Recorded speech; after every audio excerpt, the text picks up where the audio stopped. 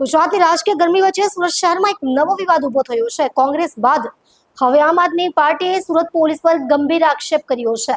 આપના ધારાસભ્ય ગોપાલ ઇટાલિયાએ આક્ષેપ કર્યો કે પોલીસ આપના ઉમેદવારો અને કાર્યકર્તાઓને ધમકાવી રહી છે તેમજ ડરાવીને ચૂંટણી ફોર્મ પાછું ખેંચવા દબાણ કરી રહી છે।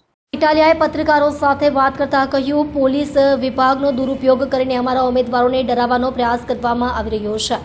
આ લોકશાહીમાં અત્યંત ચિંતાજનક સ્થિતિ છે। તેમણે એવો પણ દાવો કર્યો કે કેટલાક કાર્યકર્તાઓને પોલીસ સ્ટેશન બોલાવીને ફોર્મ પાછું ખેંચવા માટે માનસિક દબાણ આપવામાં આવી રહ્યું છે। અત્રે ઉલ્લેખનીય છે કે સુરતમાં અગાઉ પણ કોંગ્રેસે પોલીસ વિરુદ્ધ સમાન આક્ષેપો કર્યા હતા, પરંતુ હવે આપનો આ નવો આરોપ રાજકીય માહોલ વધુ ગરમ કરી રહ્યો છે। પોલીસ વિભાગે હજુ આ આક્ષેપો પર કોઈ સત્તાવાર પ્રતિક્રિયા આપી નથી। જોકે સૂત્રોએ જણાવ્યું કે પોલીસ કાયદો અને વ્યવસ્થા જાળવવા માટે જ કામ કરી રહી છે અને રાજકીય દબાણની વાતો નિરાધાર છે। આ ઘટનાક્રમે ગુજરાતની આગામી સ્થાનિક ચૂંટણીઓમાં નવી ઉથલપાથલ મચાવી છે, જ્યાં ભાજપ, કોંગ્રેસ અને આમ આદમી પાર્ટી વચ્ચે ત્રિકોણી ટક્કર જોવા મળશે। આખું ષડયંત્ર છે એનો એક ઓડિયો મેં બધા મીડિયા મિત્રોના ગ્રુપમાં મોકલ્યો છે।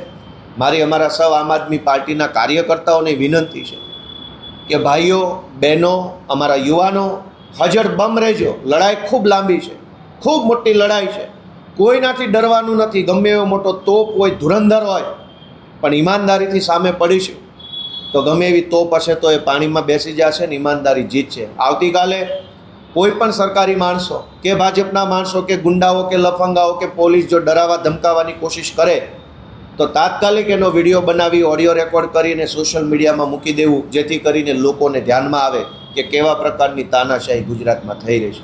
બસ આ વાત સાથે હું ગુજરાતભરની જનતાને એક વિનંતી કરું છું કે આમ આદમી પાર્ટીને તમારા આશીર્વાદની જરૂર છે।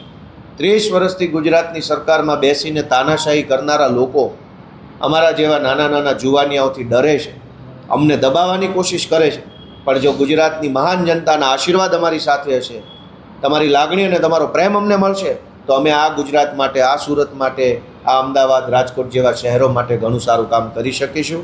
ગુજરાતની જનતા અમને આશીર્વાદ આપે એવી પ્રાર્થના।